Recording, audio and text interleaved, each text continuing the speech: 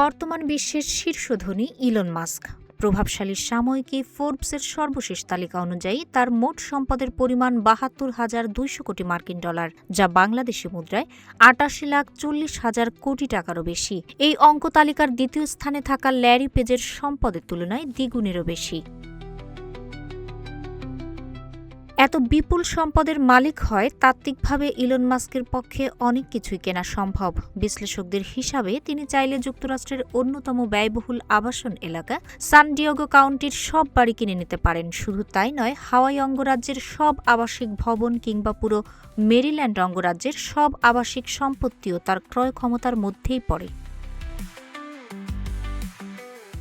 শুধু আবাসন নয়, পরিবহন খাতেও মাস্কের সামর্থ্য বিস্ময়কর। ২০২৫ সালে যুক্তরাষ্ট্রে এক বছরে যত নতুন গাড়ি বিক্রি হয়েছে, সেগুলোর মোট মূল্য তার সম্পদের তুলনায় কম। অর্থাৎ তাত্ত্বিকভাবে তিনি এক বছরে বিক্রি হওয়া সব নতুন গাড়ি কিনে নিতে পারেন।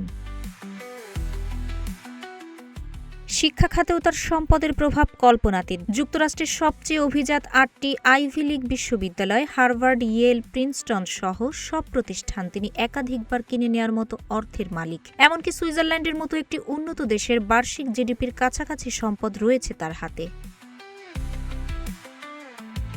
এছাড়া যুক্তরাষ্ট্রের ৩টি বৃহত্তম জ্বালানি কোম্পানি কিংবা 4টি প্রধান পেশাদার ক্রীড়া লীগের সব দল একসঙ্গে কেনার সামর্থ্য রাখেন ইলন।